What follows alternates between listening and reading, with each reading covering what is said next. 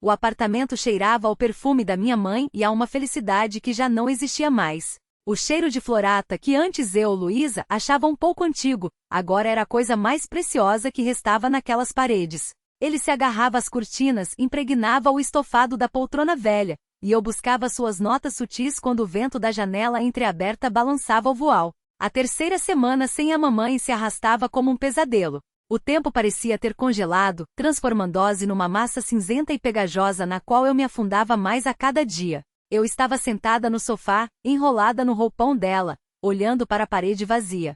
Ali antes ficava nossa foto de família. Eu, pequena, no colo do meu pai, um paraquedista do exército, e minha mãe, jovem e sorridente, ao lado dele. Roberto, meu padrasto, tirou a foto no primeiro dia depois do enterro. Disse que não era bom ficar remoendo as feridas. A porta do apartamento se abriu com a chave dele. Eu nem me assustei. Roberto não se dava mais ao trabalho de tocar a campainha. Ele entrava no apartamento que nunca foi sua casa com a confiança de quem era o dono. Luizinha, você de novo sentada no escuro. Meu anjo, não pode ser assim. A voz dele, com uma preocupação enjoativa, arranhou meus nervos. O interruptor estalou. A luz forte do lustre agrediu meus olhos, me fazendo piscar. O padrasto entrou na sala, o saco do supermercado fazendo barulho.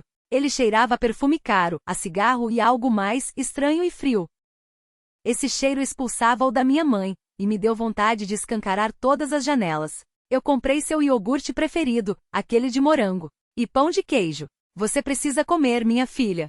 Sumiu, está transparente. Ele colocou a sacola na mesa da cozinha e começou a tirar as compras. Movia-se com segurança como dono da casa, como se sempre tivesse vivido ali. Eu observei suas costas em silêncio. Filha. Essa palavra na boca dele soava falsa como uma imitação barata. Ele se aproximou e sentou na beirada do sofá. O estofado afundou com seu peso. O que foi? Por que está tão arisca? Somos uma família, temos que nos apoiar. Ele tentou me abraçar pelos ombros, mas eu me encolhi por instinto. O toque dele era grudento, desagradável.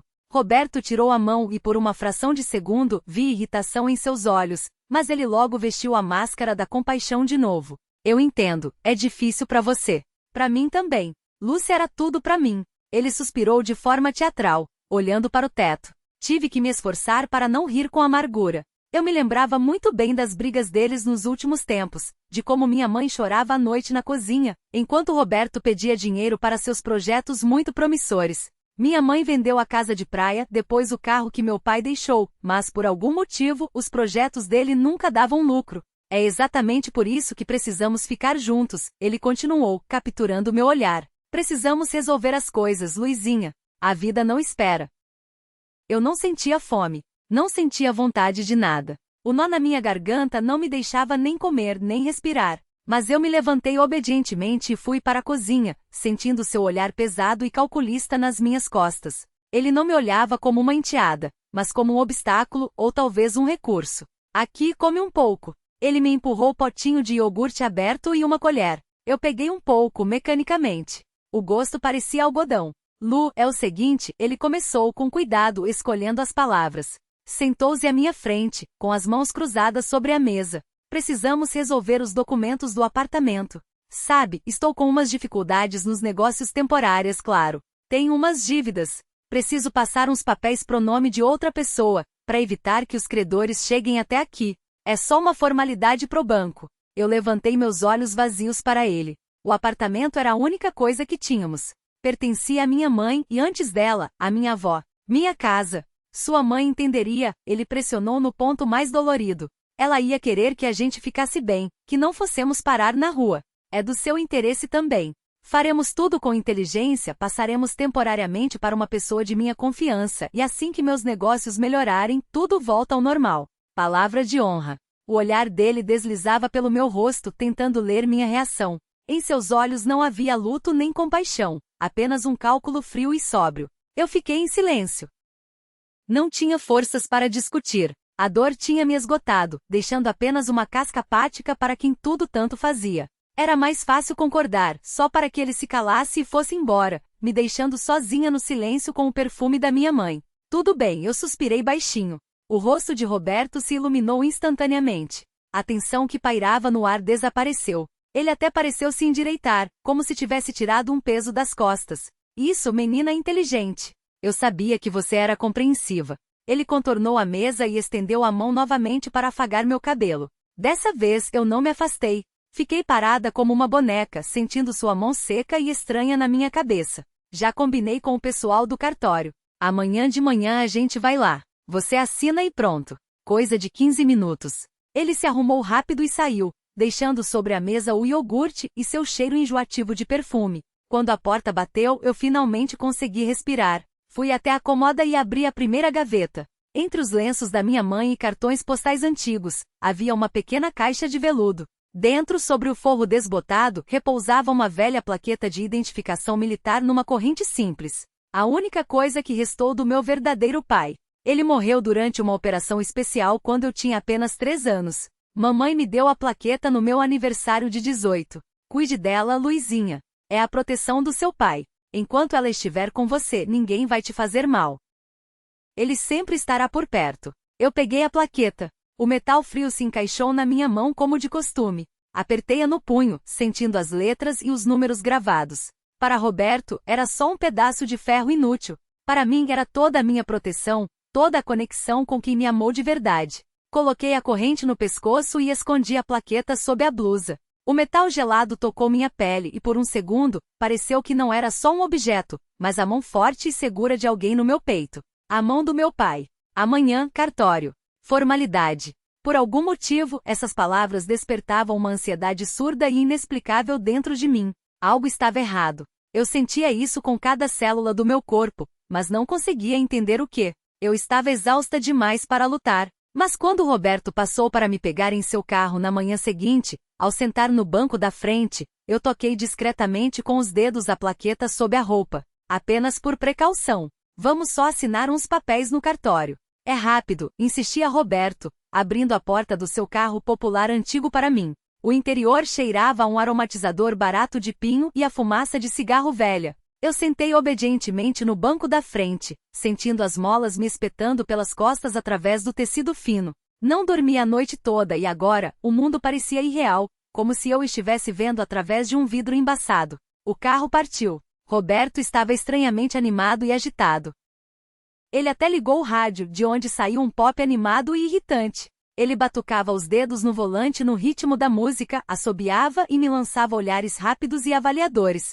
Aquela alegria dele era forçada, falsa, e isso só aumentava minha ansiedade. Você vai ver, Luizinha. Assim que resolvermos isso, vai ficar tudo mais leve. Vamos tirar esse peso das costas e começar uma vida nova, dizia ele, sem tirar os olhos da estrada. Eu olhava em silêncio pela janela.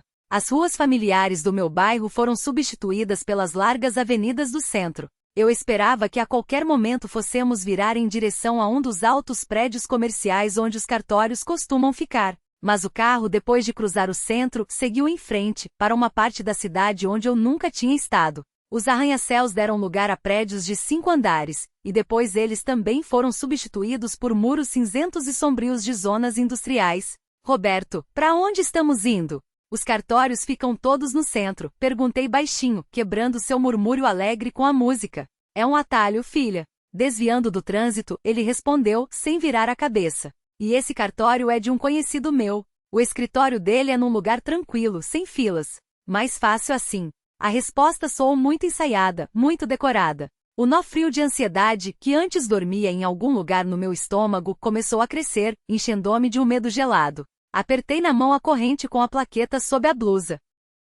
O metal sólido me acalmava um pouco. Saímos da estrada asfaltada para uma de terra esburacada, que entrava num labirinto de galpões enferrujados e fábricas abandonadas. O carro tremia nos buracos. Não havia uma alma viva por perto, apenas o vento que arrastava folhas secas e pedaços de plástico pelo chão. A paisagem era morta. As janelas quebradas dos armazéns, como órbitas vazias, nos encaravam com uma reprovação silenciosa. Com certeza não poderia haver nenhum cartório aqui. Chegamos, disse Roberto, e desligou o motor. Sua alegria evaporou sem deixar vestígios. Seu rosto ficou duro e estranho. Ele apontou com o queixo para a frente. Encostado na parede de um galpão de tijolos em ruínas, de onde vergalhões enferrujados saíam, estava um enorme SUV preto com vidros totalmente escuros. Parecia tão fora de lugar ali quanto um predador num rebanho de ovelhas. Meu coração começou a bater tão forte que parecia que ia saltar do peito. Do SUV, como se tivessem recebido um comando, saíram 2 homens, fortes, de cabelo curto, vestindo jaquetas de couro pretas. Eles não se moveram, apenas ficaram parados olhando para o nosso carro. O que é isso? Quem são eles, Roberto? Sussurrei me encolhendo no banco. Desce, ele ordenou com um tom gelado, em vez de responder. Ele saiu do carro e foi em direção aos homens. Pelo para-brisa, vi como ele lhes dizia algo rapidamente, gesticulando. Um dos homens assentiu e estendeu a Roberto um envelope branco e grosso.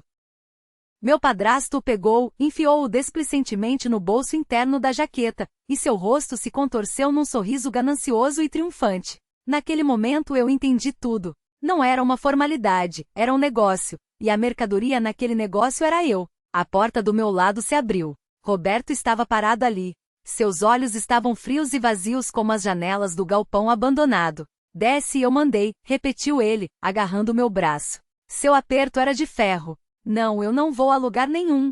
O que você está fazendo? Tentei me soltar, mas como poderia competir com sua força? Ele me puxou para fora do carro com tanta força que quase caí no cascalho. Suma daqui, sua mendiga. Ele sibilou bem no meu rosto. E naquele sussurro havia tanto ódio, tanta maldade que perdi o fôlego. Toda a sua preocupação, todas as suas palavras de compaixão, tudo era mentira. Uma mentira suja e pegajosa que escondia aquele predador. Ele me empurrou pelas costas, direto para os braços dos estranhos silenciosos. Um deles me segurou firmemente pelo cotovelo. O aperto não doía, mas era tão forte que não havia a menor chance de escapar. Roberto, sem olhar para trás, entrou em seu carro. Ele me olhou uma última vez, e em seu olhar não havia nada além de desprezo e alívio. Ela é de vocês. Façam o que quiserem, ele disse aos homens pela janela aberta. O carro cantou o pneu, deu meia volta levantando uma nuvem de poeira e desapareceu na esquina do galpão. O som do motor silenciou, e um silêncio ensurdecedor tomou conta, quebrado apenas pelo uivo do vento no telhado furado do armazém. Eu fiquei parada, paralisada pela traição. O mundo se encolheu a um pedaço de céu cinzento sobre minha cabeça e 2 rostos de pedra à minha frente. O homem que minha mãe um dia amou e em quem ela confiou, tinha acabado de me vender como um objeto inútil. Um dos homens, o que me segurava, me empurrou levemente em direção ao SUV preto. O segundo abriu silenciosamente a porta de trás. Entra no carro, rápido, ordenou rudemente o homem que ainda me segurava pelo cotovelo. Sua voz era rouca, sem emoção, como Ranger de metal enferrujado. Eu não resisti. Minhas pernas estavam bombas, minha boca seca. Deixei que me colocassem no banco de trás do enorme SUV. A porta se fechou atrás de mim com um som surdo e definitivo, me isolando do resto do mundo. O interior era forrado com couro preto caro, cheirava a charuto e algo forte, como perfume importado. No banco do passageiro da frente, estava sentado um terceiro homem. Ele não tinha saído do carro, e eu só o vi agora. Ele era mais velho que os outros 2, na casa dos 50, com cabelos grisalhos curtos e uma cicatriz profunda que cruzava sua bochecha esquerda da têmpora ao queixo. A cicatriz dava ao seu rosto uma expressão severa, quase predatória. Ele não se virou, mas eu senti seu olhar no espelho retrovisor. Pesado, inquisidor, um olhar que me deu um arrepio na espinha. Ele era o chefe ali. Isso era perceptível no silêncio tenso de seus subordinados, que se sentaram de cada lado de mim. O carro partiu suavemente, superando com facilidade os buracos da estrada de terra. Eu olhava pela janela os galpões enferrujados passando. Entramos na rodovia, e o SUV ganhou velocidade. Para onde estavam me levando? O que aconteceria comigo? As piores suposições se amontoavam na minha cabeça, mas o medo era tão forte que paralisava até meus pensamentos. Eu fiquei absolutamente imóvel, com medo até de respirar para não chamar a atenção. Sérgio, para onde a gente leva ela? Pro ponto, como sempre, perguntou um dos homens, quebrando o silêncio. O homem com a cicatriz, Sérgio, não respondeu imediatamente. Ele continuou olhando para a estrada à sua frente. Joga no porta-malas e desova na mata como combinado, ele finalmente disse, e essas palavras caíram no silêncio do carro como pedras. Mata, porta-malas. Tudo começou a girar na minha cabeça. Imaginei a floresta escura, a terra úmida, o frio. Era o fim. Eles simplesmente me levariam e me deixariam lá, onde ninguém nunca me encontraria. Como lixo inútil do qual meu padrasto se livrou. As lágrimas subiram à garganta, mas eu me contive. Chorar na frente daqueles homens parecia humilhante. Eu não lhes daria esse prazer. Minha mão inconscientemente foi ao peito, encontrando sob a blusa fina o metal frio e duro da plaqueta. Meus dedos a apertaram, como um náufrago se agarra a uma tábua. Era a única coisa real que restava no meu mundo em colapso. A única ligação com meu pai, com uma proteção que não existia mais. Esse movimento reflexo não passou despercebido pelo chefe. Seus olhos no espelho retrovisor se estreitaram. O que é isso aí que brilhou? Escondeu um ouro. Achou que a gente não ia ver? Eu congelei. Eu não queria mostrar a plaqueta a eles. Era algo muito pessoal, muito sagrado. Não é nada, sussurrei. Eu mandei mostrar. Havia notas de aço em sua voz. Ele virou a cabeça lentamente e agora seus olhos cinzentos e frios olhavam diretamente para mim. Era um olhar que gelava o sangue nas veias. Ou preciso de ajuda? Um de seus homens, sentado ao meu lado, já se preparava, pronto para cumprir a ordem. Entendi que discutir era inútil. Com os dedos trêmulos e desobedientes, peguei a corrente e puxei a plaqueta para fora. O metal prateado fosco brilhou na penumbra do carro. Um pedaço de lata qualquer, disse, desapontado, o que estava à minha direita. Mas Sérgio olhava para a plaqueta sem piscar. Seu rosto, até então impenetrável como uma máscara, tremeu. Ele estendeu a mão. Me dá isso aqui. Era uma ordem. Tirei a corrente pela cabeça e a entreguei. Meus dedos tocaram acidentalmente sua mão grossa e calosa. Ele arrancou a plaqueta quase com impaciência, levou-a para mais perto dos olhos para examinar as letras e os números gravados. E naquele momento, algo estranho aconteceu. O rosto severo do homem mudou instantaneamente.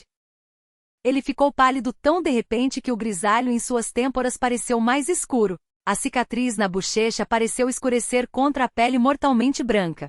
Ele olhava para o pequeno pedaço de metal como se tivesse visto um fantasma. Sua respiração ficou ofegante. De onde? Ele não conseguiu terminar a frase. Ele olhava repetidamente para os símbolos gastos, como se não acreditasse em seus próprios olhos. Um silêncio confuso e tenso se instalou no carro. Seus dois subordinados se entreolharam, sem entender o que estava acontecendo com o chefe. O que poderia haver de tão especial naquela bijuteria barata? Sérgio levantou o olhar para mim, e em seus olhos não havia mais frio nem ameaça. Havia choque e incredulidade e algo mais que eu não conseguia entender. Algo parecido com dor. Ele me olhava como se me visse pela primeira vez, como se eu, de repente, tivesse deixado de ser uma mercadoria sem nome para ele. Onde você arrumou isso? A voz de Sérgio, que seus homens, como eu entendi, chamavam de chefe, tornou-se surda e rouca. Ele apertava a plaqueta em sua mão enorme, tanto que os nós dos dedos ficaram brancos. O olhar de seus olhos cinzentos me perfurava, mas agora não havia mais a ameaça gelada de antes. Havia algo diferente, uma expectativa tensa, quase desesperada. O silêncio no carro tornou-se quase fisicamente palpável, como algodão nos ouvidos. Seus dois acompanhantes ficaram imóveis, olhando para o chefe com evidente perplexidade. O mundo deles aparentemente tinha regras claras e simples, e o que estava acontecendo agora não se encaixava nessas regras. Engoli a saliva grossa. O medo não tinha desaparecido, mas a ele se misturou um sentimento estranho e irracional. Aquela plaqueta, a proteção do meu pai, de repente funcionou. Não da maneira que eu poderia imaginar, mas mudou tudo. É do meu pai, sussurrei, e minha própria voz soou estranha para mim. Ele morreu em serviço. O chefe não tirava os olhos de mim. Seu rosto era como uma máscara de pedra, mas no fundo de suas pupilas havia uma tempestade. Qual era o nome dele? Nome, sobrenome?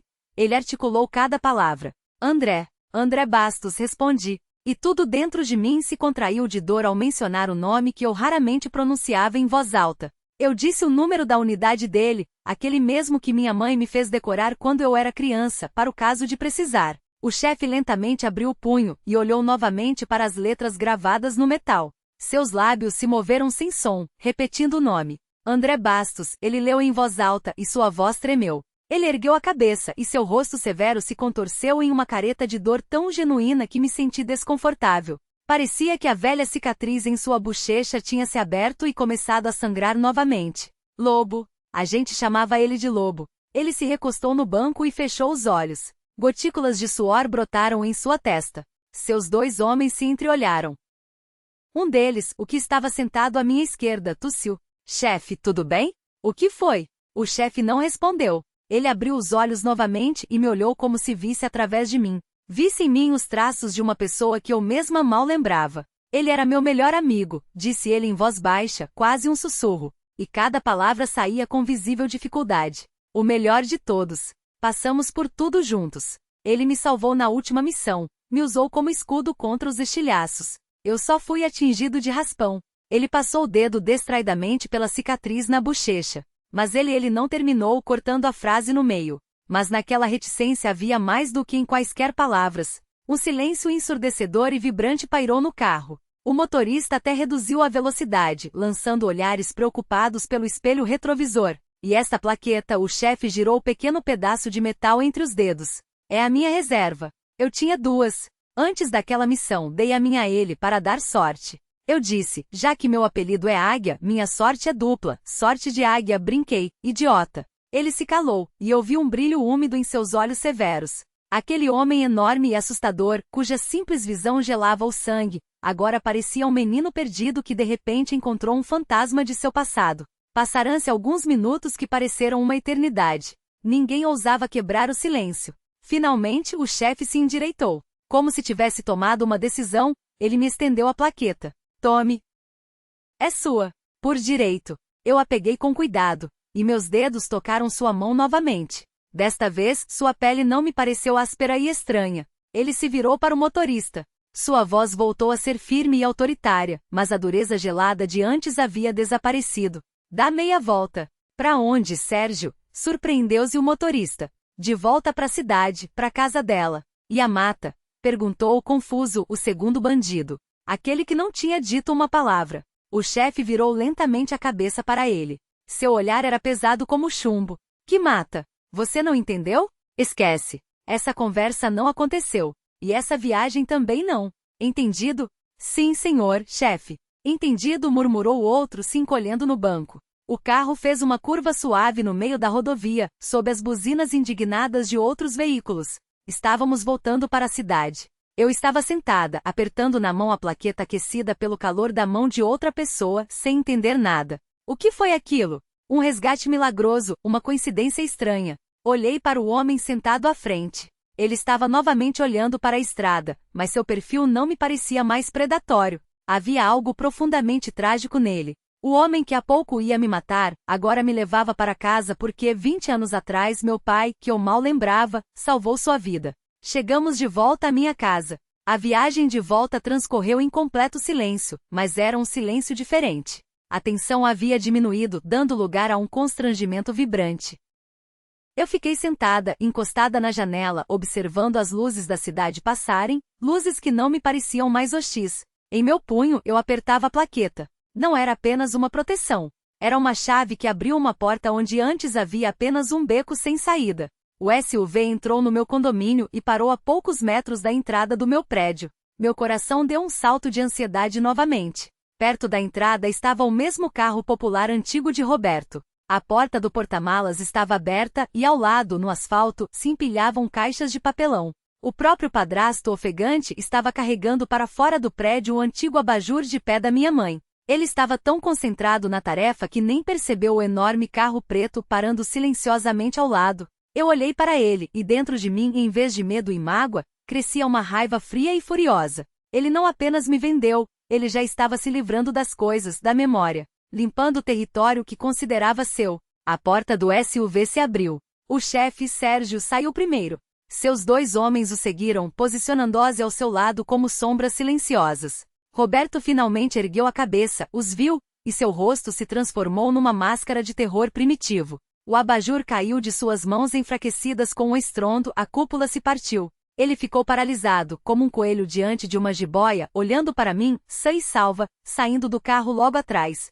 Sua mandíbula caiu. Ele não podia acreditar no que via. Como? O quê?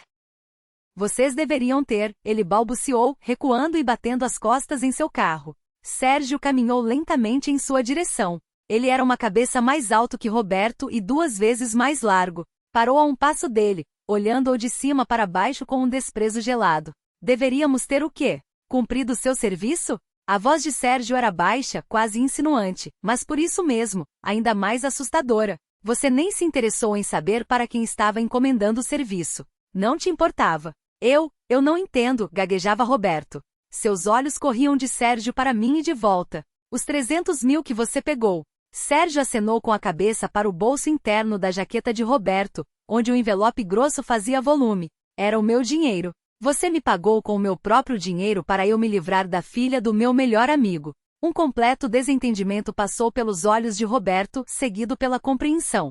Ele percebeu que havia calculado mal cruelmente, fatalmente calculado mal amigo? Que amigo?